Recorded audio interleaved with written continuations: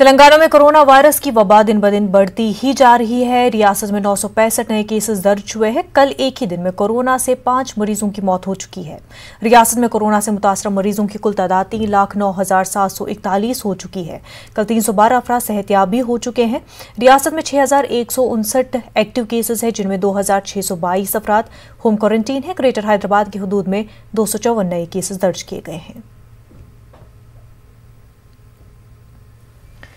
तेलंगाना के गवर्नर तमिलिसाई सौंदरराजन ने आज कोरोना का वैक्सीन लिया। पुदुचेरी में खवातीन के लिए अलहदा वैक्सीनेशन सेंटर के इफ्तिताह के बाद उन्होंने राजीव गांधी हॉस्पिटल में कोरोना का टीका लिया। गवर्नर ने कहा कि मुल्क में तैयार होने वाला टीका लेने पर उन्हें फख्र है। उन्होंने तमाम अहले अफराद से वैक्सीन लेने की अपील की। गवर्नर ने कोरोना से पाक हिंदुस्तान की तामीर में अहम रोल अदा करने की तमाम शहरियों से अपील की। सौंदरराजन ने कहा कि आज हिंदुस्तान कोरोना वैक्सीन की तैयारी को लेकर पूरी दुनिया में अपनी अलग पहचान बनाया है।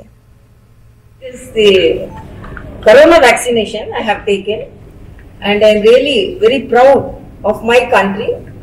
I can say rather than I injected the vaccine, I have taken the pride of my country into my body. Khammam को भी हैदराबाद की तर्ज पर तरक्की दी जाएगी। रियासत भर में आईटी शोबे को वुसअत दी जा रही है। अपने दौरे खम्मम के मौके पर तेलंगाना के आईटी वजीर केटीआर ने यह बात कही है। केटीआर ने खम्मम दौरे के मौके पर कई तरक्याती कामों का इफ्तिताह किया। 30 करोड़ रुपयों की लागत से तामीर हो रही आईटी हब का इफ्तिताह किया। इसके अलावा 60 करोड़ रुपयों की लागत से तामीर किए जा रहे 1000 डबल बेडरूम मकानात का भी इफ्तिताह किया गया। इस मौके पर रियासती वुज़रा और दीगर भी मौजूद थे। ఉద్యోగులకు ఉద్యోగ భద్రత కల్పిస్తూ మరొక వైపు ఆర్టీసీని కూడా లాభాల బాటలో పడే విధంగా కార్గో సర్వీస్ లాంటి వినూత్నమైన ఆలోచనలు కూడా తీసుకొని ముందుకు పోతున్న విషయాన్ని కూడా నేను మీకు విజ్ఞప్తి చేస్తా ఉన్నాను। ఈరోజు ఖమ్మం పట్టణాన్ని చూసి ఇతర పట్టణానికి సంబంధించిన ప్రజాప్రతినిధులు కూడా ఇక్కడికి వచ్చి నేర్చుకునే పరిస్థితి వచ్చిందనే మాట మాత్రం ఖచ్చితంగా గంటాపదంగా చెప్పక తప్పదు। మరి అట్లాంటి ఖమ్మం పట్టణంలో గతంలో పనిచేసిన మా పాపాలాల్ గారు కానీ మిగతా కార్పొరేటర్ మిత్రులు కానీ నేను మీ అందరికీ ఒకటే విజ్ఞప్తి చేస్తా ఉన్నా, మనం చేసిన పనిని చెప్పుకోవాల్సిన బాధ్యత కూడా మన మీదే ఉంటుంది। గల్లీ గల్లీకి పోయి ఇంటింటికి పోయి, ఎందుకంటే ఎన్నికలు 5 ఏళ్లకోసారి రాక తప్పదు, వాటిని ఎదుర్కోక తప్పదు। కానీ ఆ ఎన్నికలు వచ్చినప్పుడు ప్రజలకు మనం చేసిన సేవ, ప్రజలకు మనం చేసిన కల్పించిన సదుపాయాలు, మౌలిక వసతులు విడమర్చి చెప్పుకోవాల్సిన బాధ్యత మన మీద ఉంది। ఈరోజు 1004 ఇండ్లు ఖానాపురం హవేలీలో ఒకటే చోట ఒక ప్రైవేట్ వ్యక్తి కనుక గేటెడ్ కమ్యూనిటీ కడితే ఎట్లా ఉంటుందో అంత గొప్పగా, అంత అద్భుతంగా అక్కడ కట్టుకున్నారు। नागार्जुना सागर का ज़िमनी इंतखाब हुक्मरान जमात टीआरएस के लिए वक़ार का मसला बन गया है। वज़ीर दाखिला मोहम्मद महमूद अली ने आज नागार्जुना सागर इलाके में तशरीह मुहिम की। जलसे आम से खिताब के दौरान मोहम्मद महमूद अली ने बिल रास्त तौर पर वज़ीर आज़म नरेंद्र मोदी और कांग्रेस उम्मीदवार जाना रेड्डी को सख्त तनकीद का निशाना बनाया। ये जो सीना है ना, चप्पल इसकी जरूरत नहीं है। ये दिल जो है 6 इंच का बहुत अच्छा होना चाहिए। जिसका 6 इंच का दिल नरम होता है, प्यार भरा होता है, वही काम कर सकता है। ऐसा लीडर सदियों में नसीब होता है। केसीआर साहब जो टीआरएस पार्टी बनाए, मेरे मुस्लिम भाई से कहता हूँ, ये पावर हासिल करने के लिए नहीं बनाए थे, कि हमारा तेलंगाना लेने के लिए बनाया गया था। आज तेलंगाना मिलके 7 साल होने के बाद मुझे बड़ा दुख हो रहा है इस कॉन्स्टिट्यूंसी में आने के बाद, क्योंकि हमारे नोबल नरसिम्हा साहब भी सिर्फ 2 ही साल काम कर सके। 2 साल में आप बताइए, 68 साल 75 साल हो चुके हमें आज़ादी मिलने की। पूरा का पूरा कांग्रेस हुकूमत इख्तियार पर है, टेलीविजन में इख्तियार पर है, मगर कभी हमारे बारे में सोच ही नहीं है। इस पर जरूरत नहीं है हमें जो ऐसे कांग्रेस लीडरों की जो बूढ़े हो गए भी जवानी में इख्तियार पे कुछ नहीं कर सके। आप लोग क्या कर सकते हैं बोलो, क्या करें बताइए? पावर में रहकर क्या करें? कभी आकर देखे कि भाई यहाँ के लोग क्या परेशान है, क्या तकलीफ में, क्यों नहीं कर सकते थे? आंध्र प्रदेश की हुकूमत थी, इतना बड़ा बजट था, सागर बनाने में आप लोगों की जमीनें ली गई और आप लोगों को बेघर कर आज रहने का घर भी नहीं दिया गया, मुलाजिमत नहीं दी गई। ये हमारे लिए शर्म की बात है। तो जाना रेड्डी पावर में थे, मिनिस्टर थे, कुछ करें क्या? अब जाके अपोजिशन की सीट पे बैठ के क्या करते? कुछ नहीं कर सकते। उम्र ऐसी हो गई, महीने में एक बार भी असेंबली में अगर असेंबली चले तो आ नहीं सकते। ऐसे लोगों को वोट मांगने का हक नहीं है। खासतौर से मुसलमानों से तो वोट नहीं मांग सकते, क्योंकि उन्होंने कभी भी मुसलमानों की तरक्की के बारे में नहीं सोचा। खाली बड़े बड़े बातें करते हैं, बड़ा बड़ा ग्रुप मेंटेन करते हैं।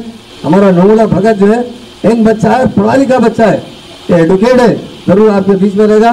कि आपसे अदबन गुजारिश है, आपका एक वोट भी उधर हाथ को हाथ दिए तो वोट डाले तो हाथ ही तक हमारे को, फिर हाथ को वोट क्या करते उसी में डालने के बराबर है। आप डालिए, कार के निशान को वोट डालिए। और मैं बताता हूँ आने वाले वक्त में मुसलमान भाई भी कार में बैठकर फिरेंगे। आज हमारे 51,000 बच्चे आला तालीम हासिल कर रहे हैं। आने वाले टाइम पर 5 लाख से ज्यादा मुस्लिम बच्चे रेजिडेंशियल स्कूल में तालीम हासिल करेंगे, वो डॉक्टर बनेंगे। बच्चों को लेकर खेलने कूदने का टाइम आता है। बोलते ना बचपना और ज़ईफ़ी दोनों बराबर होते हैं। तो हम जवानी में तो बहुत वोट डाले तो कुछ नहीं करे, अब ये ज़ईफ़ी में वोट डाल के क्या कर सकते हो? कुछ नहीं कर सकते हो, कोई खिदमत नहीं कर सकते। इसलिए मैं तमाम भाइयों से गुजारिश करता हूँ, आपका वोट कार के निशान को होना चाहिए। नागार्जुन सागर इलाके की तरक्की के लिए कांग्रेस पार्टी के उम्मीदवार ने कुछ नहीं किया है। इस इलाके में जो भी तरक्की हुई है वो टीआरएस पार्टी की देन है। टीआरएस लीडर कृषांक ने ये बात कही है। नागार्जुन सागर के क्षेत्र के चुनाव में एक तरफा 30 साल ये क्षेत्र के एमएलए रह चुके जाना रेड्डी जी और बहुत सारे पोर्टफोलियोज के भी मंत्री रह चुके थे, और एक तरफ तेलंगाना राष्ट्र आने के बाद बहुत सारे समस्याओं का परिष्कार लेते हुए केसीआर जी के सरकार ने एक फ्लोरोसिस का जो समस्या था पूरे नलगोंडा जिला में, आज फ्लोरोसिस नहीं है। यहाँ पे नागार्जुन सागर डैम रह के भी यहाँ पे पानी का बहुत तकलीफ रहता था खेती के लिए और पीने के लिए, पर मिशन भगीरथा और बहुत सारे लिफ्ट इरिगेशन प्रोजेक्ट्स जो केसीआर जी ने मंजूर किया है, आज इसी कारण 2 मर्तबा एक साल में किसान यहाँ पे खेती कर सक रहे। और मेरे पीछे जो पॉलिटेक्निक कॉलेज है 8 करोड़ 80 लाख से तेलंगाना सरकार केसीआर जी के सरकार ने ये पॉलिटेक्निक कॉलेज बहुत आधुनिक इक्विपमेंट के साथ बनाया। इस क्षेत्र में एक 100 बेडेड हॉस्पिटल भी 19 करोड़ रुपयों से केसीआर जी के सरकार ने बनाया। बहुत सारे प्रोजेक्ट्स यहाँ पे हो रहे हैं, integrated vegetable market, non veg market, और 2 म्युनिसिपैलिटी भी यहाँ पे बनाया गया है। 8.5 करोड़ से नया ड्रेनेज सिस्टम भी बनाया है। और जो 2004 में कांग्रेस ने अपने इलेक्शन के प्रमाण पत्र में सारे तांडाओं को ग्राम पंचायत बनाने का वादा किया, पर 10 साल सरकार में रह के भी कांग्रेस ने उस वादे को नहीं निभाया। पर 2014 में केसीआर जी आने के बाद सरकार में सारे तांडाओं को ग्राम पंचायत बनाया गया। इसी कारण यहाँ पे जो नागार्जुन सागर में अत्यधिक तांडा भी है जो ग्राम पंचायत बनाया गया, वहां पे विकास हो रहा है। इसी कारण तेलंगाना राष्ट्र समिति जिस तरह से हमने काम किए हैं और आगे भी करने वाले, इसी को मान के नागार्जुन सागर चुनाव में लड़ रहे हैं।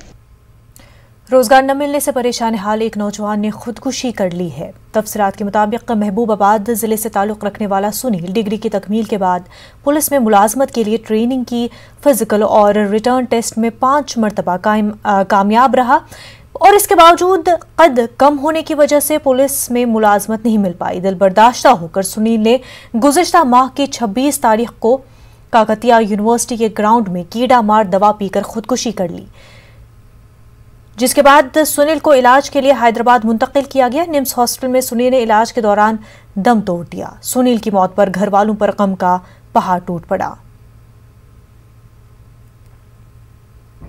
सुनील की खुदकुशी के लिए हुकूमत को जिम्मेदार ठहराते हुए तुलबा तंजीमों ने आज वरंगल के हनुमनकुंडा में बड़े पैमाने पर एहतजाज किया है। एहतजाजी तुलबा ने आज रियासती वजीर ईद याकर राव के मकान का घेराव किया। इस दौरान पुलिस और एहतजाजी तुलबा के दरमियान धक्कम पेल देखी गई। एहतजाजी तुलबा ने महलूक सुनील के अहल खाना को मुआवजा देने का मुतालबा भी किया। एहतजाजी तुलबा का कहना है कि फिजिकल और रिटर्न टेस्ट में कामयाब होने के बावजूद सुनील को रोजगार नहीं मिला, इसके लिए हुकूमत जिम्मेदार है।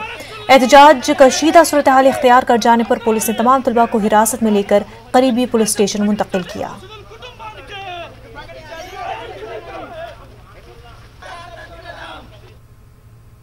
हैदराबाद के इलाके का माटीपुरा में वाक़ मस्जिद चंदा बीबी की मौजूदा कमेटी के खिलाफ तेलंगाना वक्फ बोर्ड में शिकायत दर्ज की गई है। मौजूदा कमेटी के जिम्मेदारों पर बदनवानी का इल्जाम है। दरख्वास्त गुजार सईद अब्दुल लतीफ ने बताया कि मौजूदा कमेटी रकम के मामले में हेर फेर कर रही है। उन्होंने कहा कि वक्फ बोर्ड चेयरमैन ने मौजूदा कमेटी के खिलाफ कार्रवाई करने की यकीन दहानी करवाई है।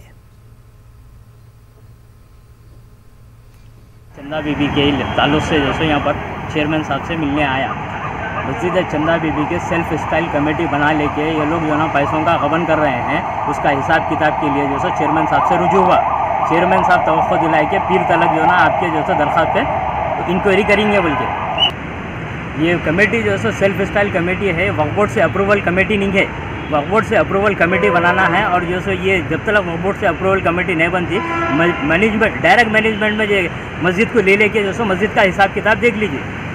और इसमें साहब यकीन दिलाए तक पीर की तरफ टाइम दिए हैं। उसके बाद जो सो अगर से आप ये काम नहीं हुआ तो हम लोग इधर आके जो सो वक्फ बोर्ड पे धरना देंगे। महल्ले के सारे लोग जो जिसको भी ये कमेटी से जिला महबूबनगर के नवाबपेट मंडल में दिल दहलाने वाला वाकया पेश आया है। 2 बच्चे खेलने के दौरान अपने ऊपर घास डाल रखा था। इस दौरान तीसरा लड़का उस घास को आग लगा दिया, जिसकी वजह से घास में छुपे दोनों लड़के बुरी तरह झुलस गए। हॉस्पिटल मुंतकिल करने के बाद इलाज के दौरान शदीद झुलस गए दोनों लड़कों की मौत हो गई। मकामी अफराद की इतला के मुताबिक 2 लड़के अपने आप को छुपाने के लिए अपने ऊपर घास डाल रखा था। इस दौरान तीसरे लड़के को इसकी खबर हुई, उसने नादानी में घास को जला डाला, जिसकी वजह से यह हादसा पेश आया है।